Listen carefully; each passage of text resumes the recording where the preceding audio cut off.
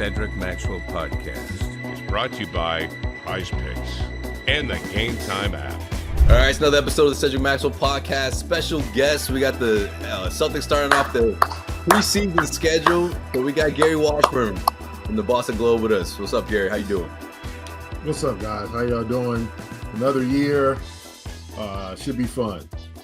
Yeah, I'm sure you're excited about it, man. It's the champions, man. You got the ring ceremony. You got all that good stuff coming up. In a couple of weeks. But first things first. It's the preseason. All right. So Cedric Maxwell Podcast. He's Cedric Maxwell. I'm Josue Pavon.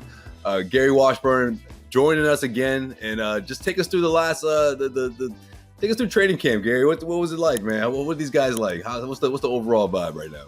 A good vibe. I mean, honestly, Mazzulla, he was going to work them hard. He's been working them hard, and they've talked about it's the most, probably the most intense training camp since he's been the coach. And I think he's trying to prepare them for the onslaught of what's going to happen to them. All the teams they're going to be everybody's Super Bowl. Teams are coming at them. The Knicks, obviously, with, getting Karl Anthony Towns, and Philadelphia, and all these teams are going to be shooting at them. So they're going to have to be ready every night. And so I think he's pushed them to the brink in terms of just the physical aspect, long practices, getting those guys tired, getting them ready. And then obviously now Abu Dhabi. Yeah, there's been there. I think that can galvanize the team, and then they get back to the grind. So they're going to need to be ready, and obviously no Porzingis for a couple of months. They're going to have to be ready because, I said, teams are going to be coming at them, and as Max knows, that year after is just so much more difficult than winning it because just things don't work out. Just human nature, things just don't work out the way it did. Very few teams come back, and even we can talk about the 2009 Celtics.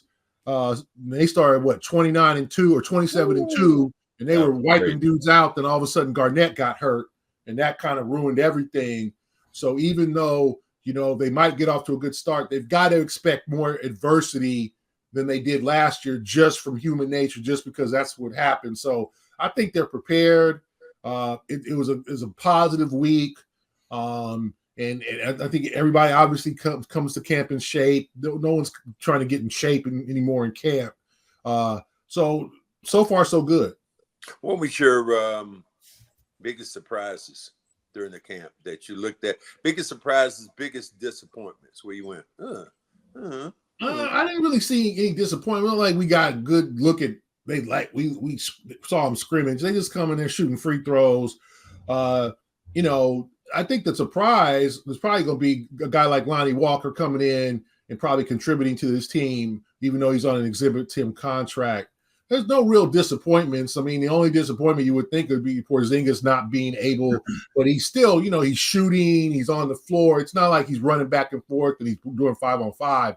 But probably the only disappointment would be Porzingis. Everybody else, I mean, I said before, we don't get a chance to see a whole lot where we're seeing guys getting smoked or getting anything on any scrimmages or whatever. So we can only look at how they look. Everybody looks fine. There's nobody you would say, oh, he's a little chunky, or nobody's out of shape. Everybody looks fine. I'm up there looking. Nemius is taking 3-pointers and hitting them.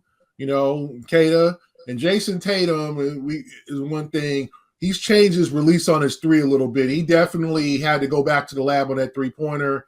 Obviously, he struggled during the finals and during the playoffs on his three. He had a decent regular season shooting three, but then even the last playoffs in 23, his shot has not been there. And then obviously he did not hit a three in the Olympics. So you can tell he's worked on his release a bit to speed it up a little bit. He had a little hitch in it. Because obviously he shoots the ball from the waist and he brings it up, and he's trying to get rid of that hitch that he had in the middle, his upward release. So that was the one thing I did notice is Tatum definitely has worked and done some adjustments to his fundamentals. Well, the thing that I look at, and especially for this season coming in, obviously, just like you said, just the toughness of the season, and it is the repeat, and teams are going to be after you. I just wonder, is there more fuel in the fire because of the way Jayson Tatum was portrayed during the Olympics and the way Jaylen Brown was supposedly snubbed during the Olympics?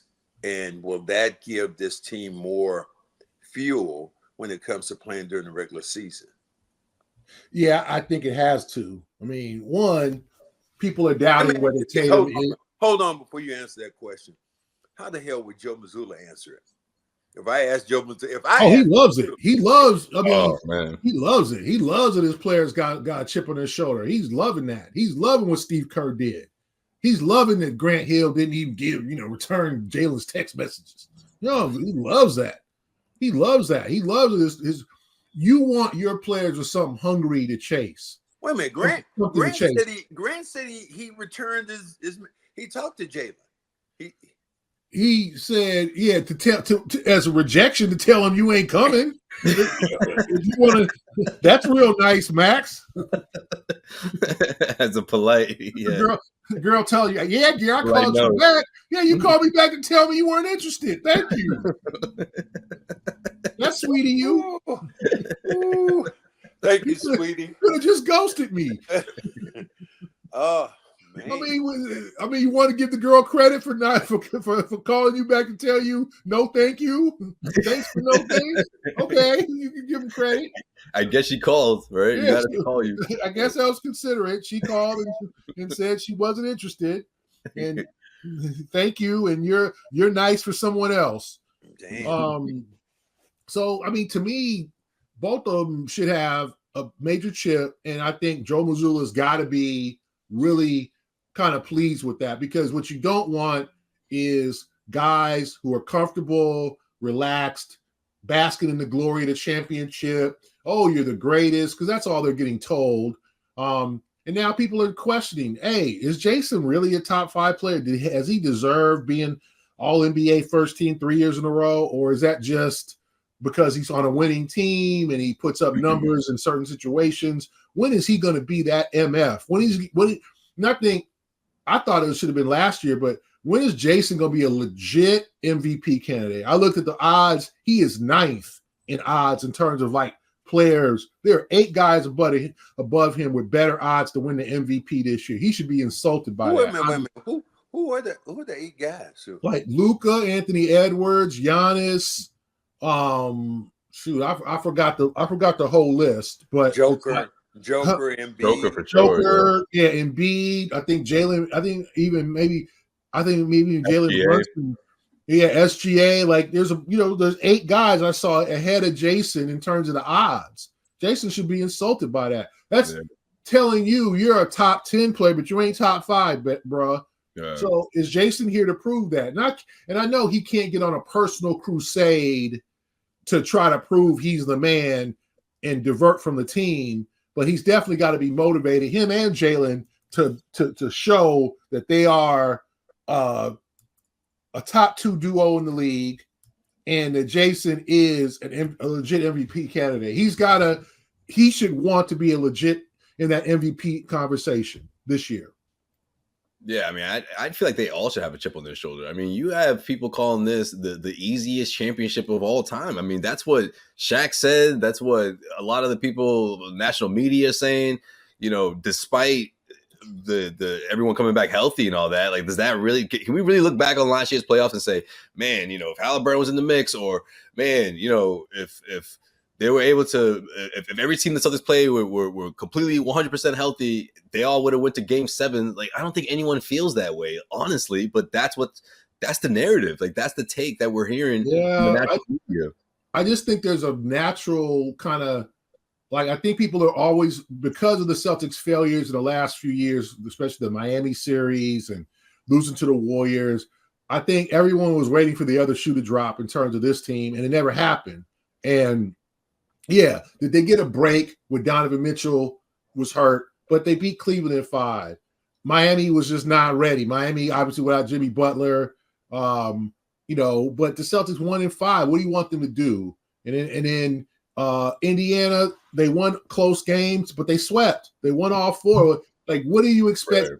And then everybody said Dallas is going to beat them in 5. They beat Dallas in 5. Dallas basically had one good game in the series, and the Celtics dominated the rest of the series.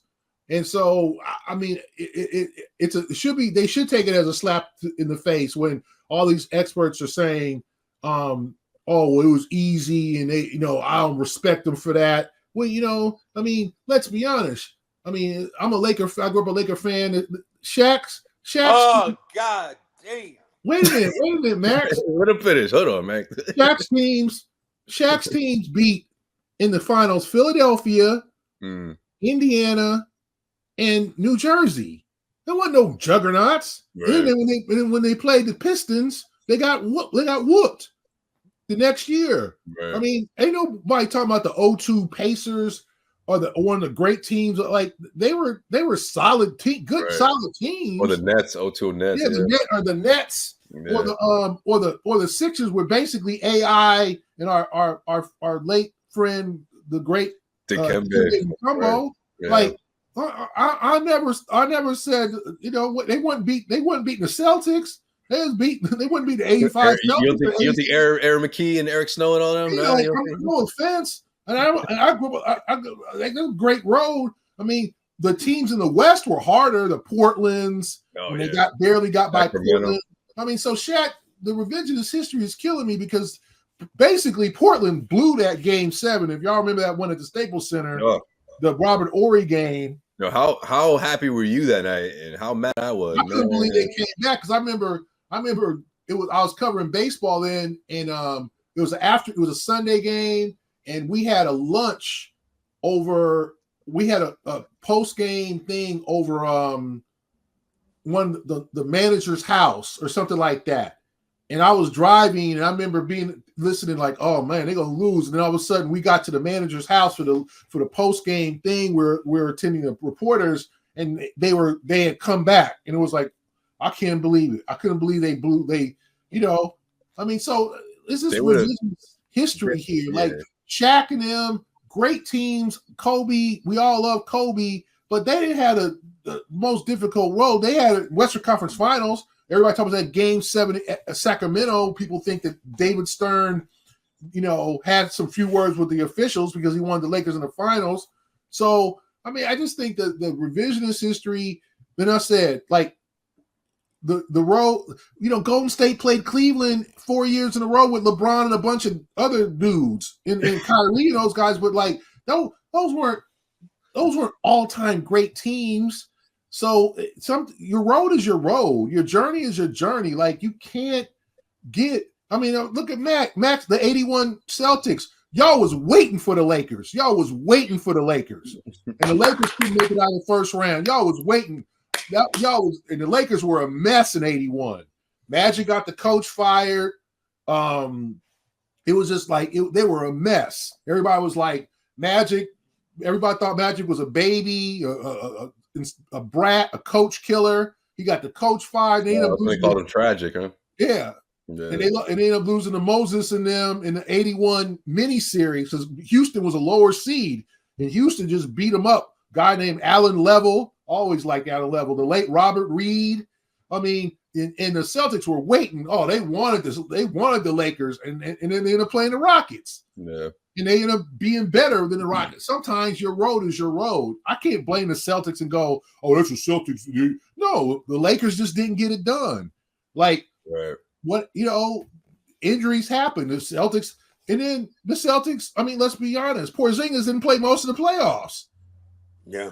Like, they didn't have their starting center. No one mentions that, And running out 37-year-old Al Horford. Like, and Luke Cornett, like, nobody talks about that. Like the Celtics weren't at full strength.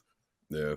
Porzingis playing on one leg during the finals. He probably should not have been out there. Let's be honest. He should not have been out there. And probably, I don't know if playing in Game 5 made his injury worse, but I mean. You mean Game 1? No, I'm talking about he played in Game 5. Remember? Oh, when he came out of game, okay, yeah. When he played like 16 minutes or whatever, but I don't think that helped his injury. Yeah. So I mean, it's they should use that as fuel and motivation. Like they don't respect us, and now everybody talking about the Knicks. So we'll see. Well, what do you think about the whole Karl Anthony Towns. Yeah, you just told my question. There you go. How does he go into because this is a guy who's played in Minnesota all his life. And we know Minnesota, the spotlight isn't there. New York, Madison Square Garden, that's a different beast. And we've seen some of the best players go into that place and wilt because of the pressure that's on them. And the New York fans, they know the game. But does it give this kid an opportunity to step up to another level? Because there are times when he can be scary, but then there's times when he's just so fucking dumb. I mean, I've never seen a guy commit so many fouls that were so damn obvious. You, as a center, you're not going to steal the ball from a guard coming down 60 feet away from, and you just swipe and hit him in the face, and then you put your hands up in there like you didn't do anything.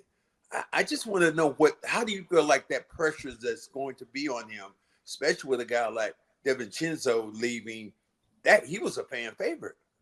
This episode of the Cedric Maxwell Podcast is brought to you by PrizePicks. PrizePicks is the best place to get real money sports action. With over 10 million members and billions of dollars in awarded winnings, PrizePicks has made daily fantasy sports accessible to all. You just pick more or less on at least 2 players for a shot to win up to 100 times your cash. Run your game all season long on PrizePicks. You can now win up to 100 times your money on PrizePicks with as little as 4 correct picks. Sign up today and get $50 instantly when you play $5. You don't even need to win to receive the $50 bonus. It's guaranteed. PrizePicks is the best way to win real money this football season. Which players are going to go off? Which ones aren't? Make your picks in less than 60 seconds and turn your sports opinion into real money all season long on PrizePicks. I got Tyreek Hill this week for more than 97.5 receiving yards and Patrick Mahomes for less than 267.5 passing yards. Download the app today and use the code CLNS to get $50 instantly after you play your first $5 lineup. That's CLNS to get $50 instantly after you play your first $5 lineup. PrizePicks. Run your game. I think this is the time for Towns to prove that he's a quote-unquote Hall of Fame caliber player. And what I mean by that is former number 1 overall pick, okay? You look at his career averages, Max, 23 and 11, okay? 39% from 3. So all of, numbers-wise, he's lived up to the hype, right? Numbers-wise. Because, if you put those numbers up, multi-time All-Star, he's probably going to go to the Hall. Now, the question is, as everybody's questioning about him throughout his career, how tough is he? Because he likes to stay on the perimeter. He's a Porzingis type. Porzingis doesn't have the body to play physical ball. Towns does, but just doesn't like it. So when they got Rudy Gobert a couple years ago, Towns gladly moved to the perimeter and was taking more threes. But if you look at his early career when he was the 5, he was averaging 12 plus rebounds a game. He was 25 and 12. Last year, Max, he averaged 8 rebounds a game. That's less than Tatum. Okay, so who is it going to be like, okay, Karl, you're the 5 now in New York. Ain't no 4, ain't no stretch 4. Now you can play some 4, you can take some threes, but you're going to get down and dirty. And how tough are you when you're dealing with look at your team? You got a bunch of dogs in that team in the starting lineup. Brunson's a dog, little guy, but he's a damn dog. Josh Hart's a dog. Anunoby's a dog. And Markel Bridges is a dog. So are you going to be a dog with them? Or are you going to be that guy trying to take threes, talking about I'm the best shooting big man in the world? That's a great title. You ain't got no championships. Look at the series against Dallas. He didn't show up. I think he was like 37% from the field, 24. Like that was the biggest stage of his career, the Western Conference Finals, and he was essentially a no-show. So you're right, Max. In New York, people ain't gonna accept that. And you're making $50 million. Like he's gonna be in the back page every day. So I don't know about this deal because you traded 2 dogs to get him. Randall, who the Celtics could never guard him. That dude too physical. He a junkyard. He straight up, and he reminds me of a guy that you played against, Max, Lonnie Shelton. just that dude that you don't want to see in a dark alley. Randall's a tough dude. And then dark alley, light alley. I don't give a what. Yeah, Lonnie Shelton was not to be played with. Yeah, Gary, that's the thing. Kids, look up Lonnie Shelton, and you see his picture, you be like, damn, that dude still. God bless, he passed away, but Lonnie was a real deal power forward. Like he was taking cats out. So Randall, and then you traded DiVincenzo, who's another dog. Fearless, loved the New York State. Broke up the Nova boys, man. Got to New York, wasn't afraid after being, kind of bouncing around Golden State, and there's been a couple other places. Got to New York and flourished. So you traded your best 3-point shooter, and you traded a dog for a cat. Sorry for the. No pun intended. Okay, that was pretty good though. So I'm thinking to myself, cat got to turn into a dog. He got to be a tough guy, and he got to take the criticism, ignore it, or whatever he does. He can't we haven't seen that. We've seen him put up the numbers, Max, Josue, in Minnesota. We've seen him be great, make all-star games, win 3-point contests and all that. But what else have you done when you had a loaded team with Gobert, Mike Conley, Ant-Man? Y'all got punked in the Western Conference Finals. Yeah. It's all on him. I don't know about this trade. I can't say, the Knicks won. I think the Timberwolves made out pretty good. They had to get rid of his salary, and they got now Randall's an impending free agent. Are you going to bring him back? What's he going to ask for? You want to pay him $40 million a year because that's the going rate. That's a discount for some of these guys these days. Yeah. The days of dudes making 25 is gone, like a star player. Randall going to be asking for 40, but you also have DiVincenzo. And you got dudes with some chips on their shoulder in Minnesota. Towns, I think he plays a pretty game. He can shoot the ball. He's got the skills. We just haven't seen the toughness. We haven't seen him dominate Jokic in the playoffs. We haven't seen him dominate. Like even I said in that Dallas series, they got mopped, and it's like that's on him too. So. Yeah. I don't know. I wish I could say Towns is going to show up and be just this different guy, but he's been kind of hiding out in Minnesota. Well, let me ask you this then. Yeah. Would you have rolled the dice if you'd been the GM? Do you roll the dice with potential? Do you think? Because I don't believe the Knicks were good enough to win it the way they were constituted. Yeah. Unless Randall came back and you fit him in. Yeah, Towns could really be an X factor when you play a team like the Celtics because he can take it outside. He can take Horford or Porzingis away from the basket. We'll see on opening night, how that works out. Like I think we all know he's got the skills, but first of all, he's about to be 29. Like this is his prime. This is supposed to be his time. There's no more potential. Like he came into the league in 15, I want to say. So like he's been around. But is this who he is? Because I said the numbers are there, guys. It's just the dubs, the leadership, all that. Yeah. 4-time All-Star. But last year, 21.8 points, 8.3 rebounds.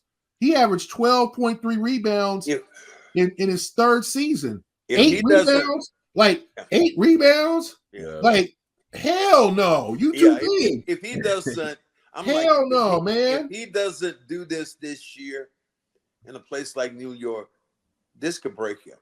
This could really break him. Oh, New York? Absolutely, man. It could break him, or it could, because you're on the stage where, let me see, Brunson has the ball a lot. I'm trying to think where he gets the ball because Brunson dominates the ball. You got all these other guys who are wing guys who just shoot it from the outside. Where do you fit him in to get his points, especially if he doesn't want to go in the paint and if he's guarding a guy like Joel Embiid? The one thing I do remember, though, one of the last real fights I saw in the NBA might have been him and Joel Embiid when they were, am I correct here? When they were under the rim and they were. Ben Simmons put him in a headlock. Yeah, I was like, that was bad. That was bad. So forgot about that. So you're bringing, especially bringing into New York, you're bringing some bad blood in against Joel Embiid. I do like that particular thing. I like the fact that so I'm kind of up and down with it, but that's the only way you can be, because we don't know whether Towns is going to step up his game in the New York spotlight or whether he's going to be just who he is, and hopefully it works. Because now, if you're New York, you don't have it, like Mitchell Robinson's out indefinitely. Okay, so you don't have, who's your backup five? Jericho Sims? Or are you going to move Anunoby to the 5 at times and go small? Like, what are you going to do at the 5? Towns is going to be a center. He's like Anthony Davis. He don't like playing the 5. He liked the 4. Yeah. And he was the 4 with Rudy Gobert there, because obviously you got the legitimate 5 there who can't do anything besides rebound and block shots and Gobert. So Towns was comfortable in that role, but now you're the 5. Ain't no other 5s on that team. But it doesn't make any difference about being a 5 these days. Who in the Eastern Conference, other than Joel Embiid, is a load that you look at that you're going to say, I got to guard this guy in the post? What other guy do you think? There's not a lot, but my whole thing is, when you're a 5, you got to get more boards and you got to do more dirty work. You can be outside in the paint, outside, but you got to do more boards and have more dirty. Who's going to rebound for them? Unless they're going to do it, they can do it by committee. Like Anunoby's a good rebounder. Bridges is a good rebounder. Josh Hart's a great rebounder for his size. So maybe they can rebound by committee where Towns doesn't. But Towns getting 8 rebounds a game as a 7-footer. Like, I feel like Craig's dad from Friday. But boy, get your big ass and get in there and get the rebound. Craig, get in there and get the rebound. Get your big ass, get the rebounds. Like, I feel like his voice comes to my mind. God bless John Witherspoon. Boy, get your big ass in there and get the rebound. I go to these LA references. Always. But that impression was spot on. We talked a little bit early on. You talk I'm just saying, that's the voice that comes to my head, Max. I'm sorry. Boy, get your big ass in there and get the rebound. What the hell are you doing, boy? Yeah, I love John Witherspoon. Shoot them between trees. Shoot them trees. If the Celtics played like that and the Celtics were against the Lakers, how this brother would have handled that? Because he got so much peer pressure on him out there from all them Laker fans, including your uncle, which I have not met yet. I can't wait to meet this dude. Damn, you always man, my uncle man used to think you was shit, man. You like you and ML Cars. It's all my damn uncle. They might bring you to a cookout. You're gonna be like, oh hell no. I mean, it's like if you come to LA, Max, don't come with ML. There might be a sniper. ML still needs security in LA. He still needs security. Man, don't forget, man. Don't have to do that tap. I was telling him I met Ice Cube like that, and I walk up on Ice Cube at the Celtic game. He's in the middle of the court, and he's in the front row, and I walk up on him, and he sees me going, oh, motherfucking cornbread. Why? Dude, why you say? Because he's a Lakers fan. That's what. That was the sign of respect. I said, that's how you respect people in LA like that? Is that when you see him? Pretty much. Speaking of Celtics Lakers, Gary, this leads into this is perfect for my next question. Did you ever think you're gonna be writing a book about the Boston Celtics, man? Like, tell me about this book you got coming out, or it's out already, excuse me. It's out already. And how did that whole thing come together, man? What's the timeline? What's the process like? Yeah, I was approached about doing a book, just kind of the history of the organization, and I was asked to pick 175 moments in the organization's history. And what I tried to do, it was pick all the way from the beginning, how the team was formed, the first owner, they're a member of this league called the Basketball Association of America that ended up merging with the National Basketball League to make the NBA, and then just go through the entire kind of history. And I picked 175 moments or players, special player, like I said, this like Max, Paul Silas, Nate Archibald, guys that we don't, other than Max, obviously we associated with the Celtics, but a lot of guys, Pete Maravich, guys that we don't associate with the Celtics or that came in and helped. Charlie Scott, I wanted to talk about him, how important he was to winning that championship in 76. Like moments of the franchise, not all the titles. We touch on all the titles, obviously, and just to give a history lesson pretty much for me too, because the research, there was a lot of history, a lot of watching film, game film in 62 finals, 61, and their first real rivalry with the St. Louis Hawks. It wasn't the Minneapolis Lakers. It was the St. Louis Hawks. Then it was the Minneapolis Lakers. And obviously those great rivalries, the Philadelphia Warriors, the Philadelphia 76ers, Wilton, Bill Russell rivalry, and just talk about here's the thing I wonder. You said that. Why did the Philadelphia leave? Or you said Warriors, right? Yeah, they were the Syracuse Nationals, and then they moved to Philadelphia and became the Philadelphia Warriors. Then they moved to Golden State and became. How did Philly change? How did Philly give up? Philly got a new team, and it was the Sixers. Wow. Okay. So they moved the Philadelphia Warriors moved to Golden State, became Golden State Warriors, or the San Francisco Warriors, sorry. And then Philly got a new team, and that's when they reacquired Wilt. So Wilt was a Sixer. Yeah. Okay. And then he went to for a minute. Then he went to the Lakers. Okay. How did that fit in this history? I'm just really curious. I talk about the. There you are, Max. There you are. I haven't read. You trying to find a book? I talk about the drafting. Like I do little vignettes on, some of the great players we talk about here. Larry Bird, Dave Cowens is a player coach. I'm sure you love that era when I'm surprised that you didn't. And there's Max right there. Oh, there he is. The drafted in the Celtics draft from Cedric Maxwell, and we talk about Is that a pass? Look at you. Yeah, I said the rare photo of Max giving a pass and assist. This is crazy. And 1981. Well, let me ask you this question, Mr. Wizard. Why would I pass if I led the league in field goal percentage twice? What do I need to pass for? I'm saying I just wanted to show your versatility. So I picked you giving first in that picture, you're being triple team, Max. So I guess you felt like you had to give it up. Someone had to be open, right, Gary? Someone had to be open. Or Mikhail under the basket because 3 catch was converging on you. So I guess you were like, I could take these dudes, but you know what? Let me give Chief a bucket. Okay, there you go, Chief. You gave Chief an easy too. This episode of the Cedric Maxwell Podcast is brought to you by Game Time.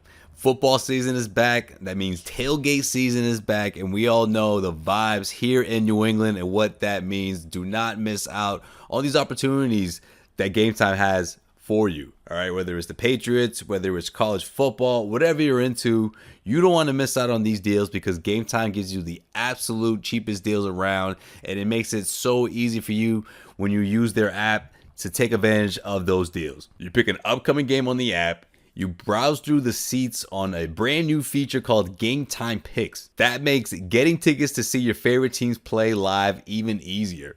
Game Time Picks filters out the fluff to show you incredible deals on great seats. You don't have to waste time searching through thousands of tickets. It makes it easy for you.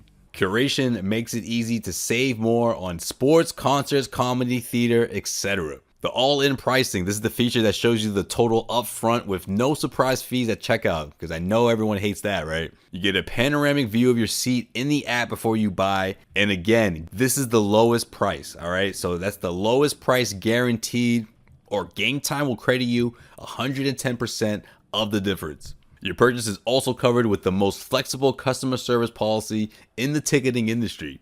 Take the guesswork out of buying tickets with Game Time. Download the Game Time app, create an account, and use the code CLNS for $20 off your first purchase. Terms apply. Again, create an account and redeem code CLNS for $20 off.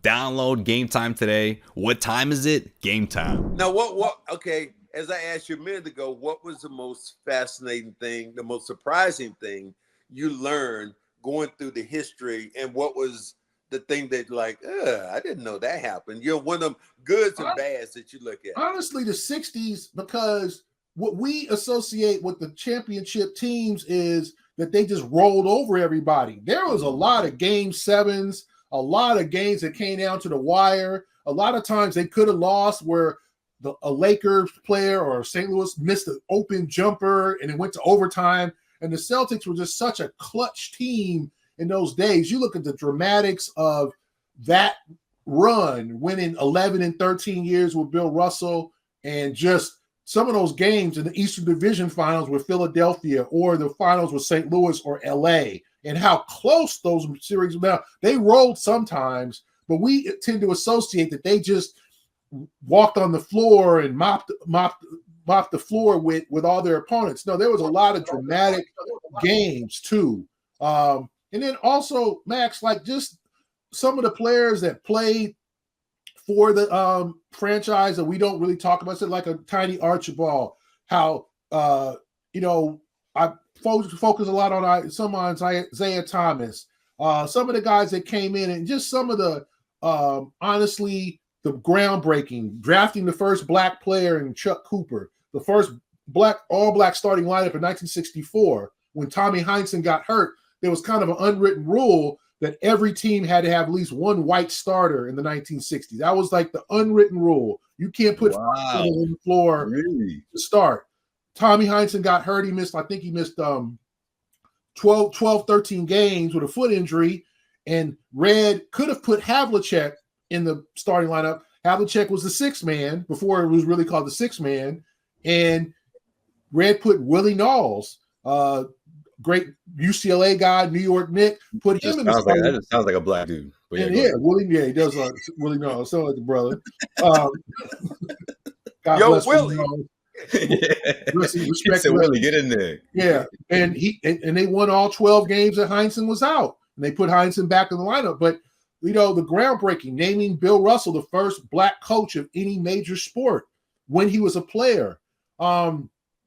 Just the greats that came through the organization, and just also the groundbreaking, the history.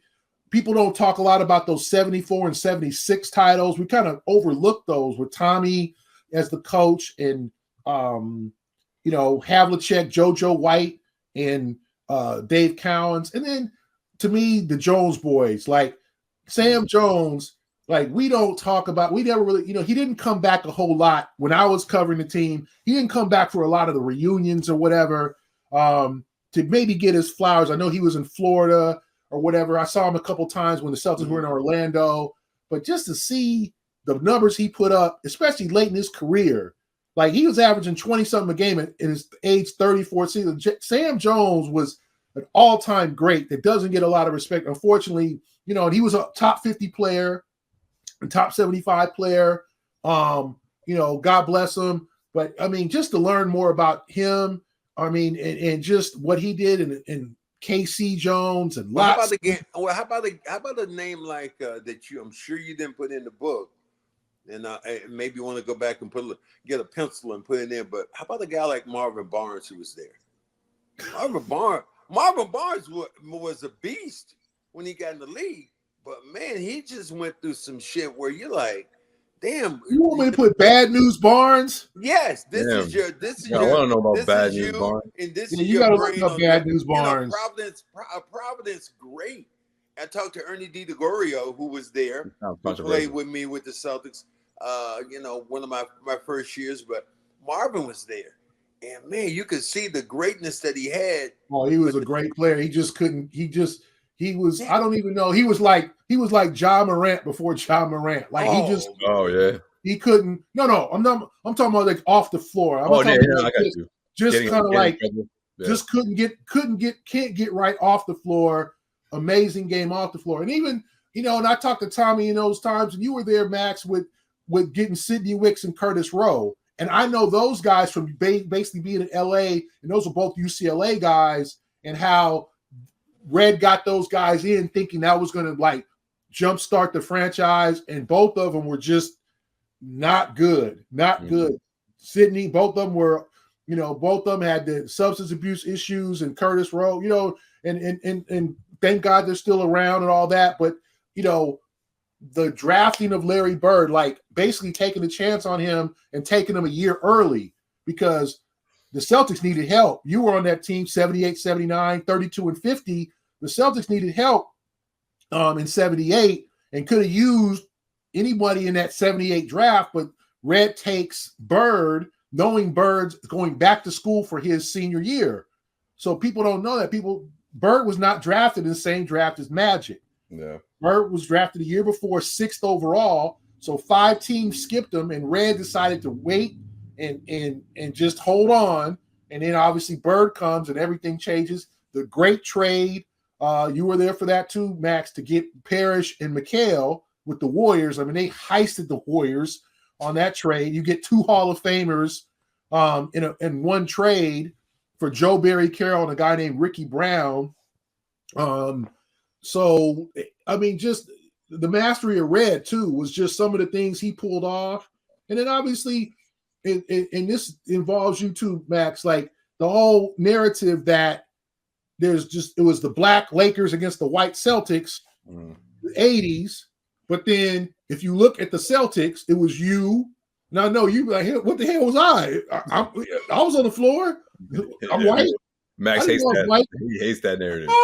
You, DJ, Robert Parrish, ML Carr, guys like Quinn Buckner, and then a black coach in Casey Jones. Yeah. The Lakers, the Lakers,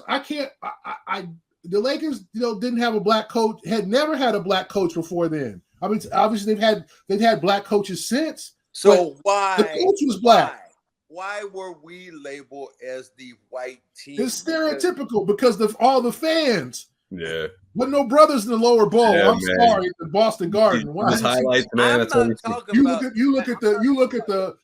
I don't know how they distributed the tickets.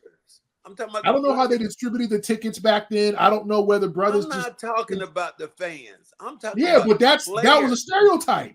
Because hell, wait a minute. How many black people getting in the damn forum? Hello. West Hollywood. It's all that. I went to the forum, but the nosebleed sections in our day was called the colonnades, and that's where I sat. The colonnade section. So it's like the 300 section down at the Team Garden. You didn't see any black people down in the lower bowl unless they were celebrities. Yes, unless they were celebrities.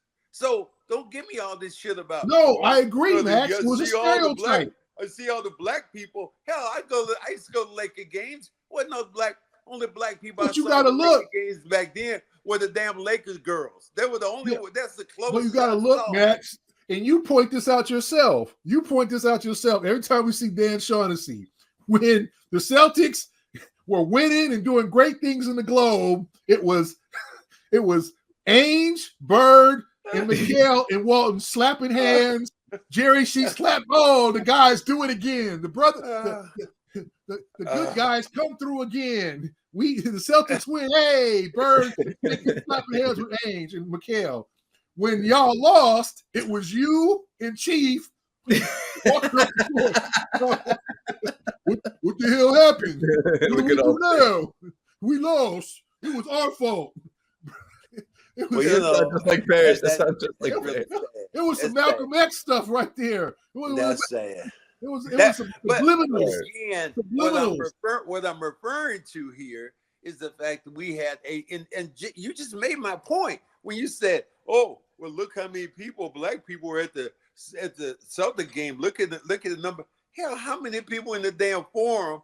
If I saw you, you were so damn far up, you almost looked like you were white, but because you were so far. You would look at the fans, and then you had a team with 3 or 4 very good white players, and they just obviously Boston. And then you look at the busing issue in the 70s. Boston got just tabbed as a city that black people are not fun, not going to enjoy themselves, not going to have it's not where you want to go. Now, hey, did Rodney King have fun? Wait, hey, did Rodney King have fun?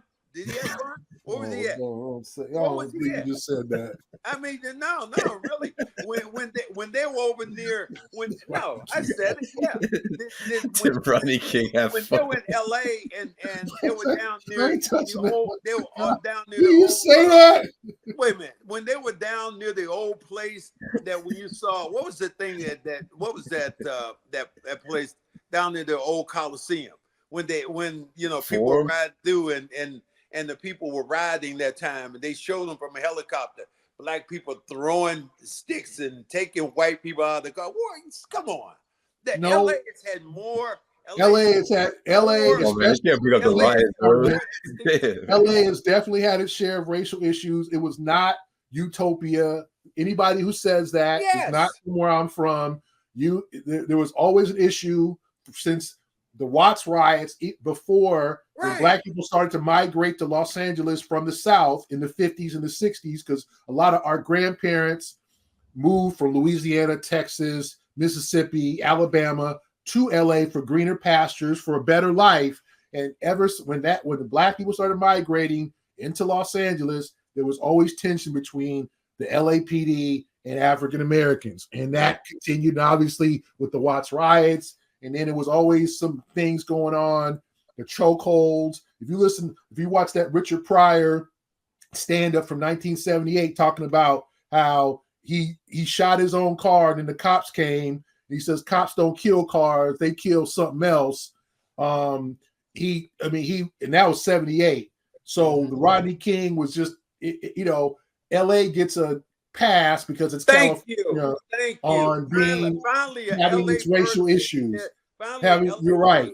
But the perception was, Max, unfortunately, that there was a white Celtics against the brothers, the Magic, Kareem. Hey, because Magic's in the streets, Magic's partying, the palm trees, and the celebrities. That's the place to be in Boston. I tell Max all the time. Live in Boston. That's cold. It's cold. It's dreary. It's snowing. Like it just. It's a where was the Heat game at? The game where it was 100 and something degrees in the building. Oh, I know that was in Boston. I know it. Forum was where you go there and the weather was great because you go in the Forum, there was air conditioning and you had the Laker girls. But I very seldom saw black people there in LA unless they were the players and I saw the dancers and celebrities. I agree. I said I would go to Laker games. You had Dancing Barry coming through the damn Barry. I hear you though, but I tell Max all the time, man. I just really, it pisses me off. I know it does, Max. I know it does. Be upset. There were some real stereotypes that went down, and Boston didn't help it. Boston didn't help itself with the busing issue, and Boston being considered or known as a town that was known to be openly racist. People would think, I ain't moving to Boston. So, and they didn't, it wasn't like nobody talked to you and ML and Chief say, how'd y'all like it there? What's it? They didn't do stories like that as much back then. You're talking about all the white people that come through Compton and over in Watts. No, they don't. Let me get this straight. Is that what you're saying? LA. No, they don't do that. They don't do that. They don't go through that neighborhood. It didn't much go through my neighborhood either. Where's the swap meet at? Where's that at? Where's that at? Where's that at? That's in the black community. Yeah, Gary, Max gets mad about this stuff, man. Huh? How many times I can tell you growing up, man? The OGs. Floss and swap meet. So I just really hate the fact that I'm pointing these things out, and people think I get pissed off, and I do, because they talk about LA as if LA was this utopia where black people were just. Everybody was riding Benzes and driving. Everybody was on Soul Train, and oh my God, come on! It's a stereotype. It was considered a funner, more enjoyable place. The entertainment. You're right, but it was. And Boston was just known for the Revolutionary War and Paul Revere and being cold and the Garden. And you would look at the Garden. You're like, man. They don't even have one brother in there. Like, ain't one. the only brother in the lower bowl is sweeping up the floor. Like you could just, like you. You know that's what? how it was. You're gonna stay off my man Spider, okay? No, I'm not talking about. I'm just saying, like you. there was stereotypes. LA was fun. It was Eddie Murphy, all these celebrities. Hey, we're chilling. Life is good. We're going by after the game. We going to the beach, and in Boston, like after the game, where are you going? Home, like home, because it's dark and dreary. It was a stereotype. Even though the Celtics had a black coach. Yeah, black coach who was not their first black coach, but was their second black coach. The Lakers didn't have a black coach until I can't remember the first Magic. I think it was Magic, wasn't it? Might have been Magic, or you know what I'm saying? Like you're right. You're right. California gets a pass. When you're from California, you're like you understand the stereotype, but it gets a pass, and it was. But back then, it was considered the glitz and the glamour. That's what really. I need to write a book about that. What pisses me off about the NBA and about the stereotypical Hollywood, LA. What was the Bojangles at? Where is he? Oh, he was in LA too, wasn't he? Mr. Bojangles dancing. Wasn't that what was, yeah, I'm saying all this stuff so you can put your head down. Oh, I can't believe you said that. Oh, yeah, Mr. Bojangles. Before my time. Fun. Yeah, that was in LA. Yeah. These things happen in You talking about dancing? You talking about dancing Gene on the Gong Show? Yeah. Absolutely. So this thing about LA, which pisses me off. Yeah, he's thought about this a lot, Gary. And for us to be thrown in the middle of it, and the white, all white. It's like they say the all white Celtics versus the all black Lakers. It was offensive to the guys, and it was a slap in our face for the guys who actually played there and played hard and won championships. It was, sometimes things are fair, but sometimes it's so fucking unfair. But let's be honest, Max. They traded you to the Clippers, and who they replace you with? Bill Walton. What's brother supposed to think? I gotta give you a check mark for that. You did your what is a brother supposed to think when that happens? Hey, I give you a check mark for that. Hold up. Brother was 81 Finals MVP, Punk worthy in 84, and you sending them to the Clippers, Siberia, and y'all bringing in Bill Walton who got one leg. Like, what's up with that? And why was it when I got to LA and I was playing with the Clippers and I had a good season, why did I get booed at every game? Booed. I mean, the Boston every game. You don't care what you do, Max. You still I was introduced. Cedric Maxwell. Hey, there's Marcus Johnson. Yay. Norm Nick. Yay. Cedric Maxwell. Woo! Go back to Boston. You're a fucking bum. Dude, I'm just trying to do my job. I'm trying to do my freaking job. Oh my God, I'm sorry. Mac, on the behalf of the city of Los Angeles, I'm sorry. Yeah, okay. Thank you very much. Finally. On behalf of my hometown, I'm sorry for how we treated you. The Boston Celtics, an illustrated timeline. It's in stores now. Gary Washburn's brand new book. And of course, this is why I wanted to bring up this book, especially not only to give the publicity out to my boy Gary, but I knew the type of conversation it would evoke. And this was entertaining. Appreciate you. Gary Washburn. That's going to do it for this episode of the Cedric Maxwell Podcast. You already know. Subscribe, like, all that. We appreciate it, man. Appreciate the comments. Guys, shout us out on Twitter as well. Okay? I'm black. You can check out Gary on the Big 3 NBA podcast here on CLNS Media. That's going to do it for this episode. I'm Josue Pavon. He is Cedric Maxwell. Once again, appreciate you, Gary. Always fun to have you on, man. And Celtics fans, preseason. All right, Celtics preseason time. All right, we'll recap the next time. We'll see you next week here on the Cedric Maxwell Podcast.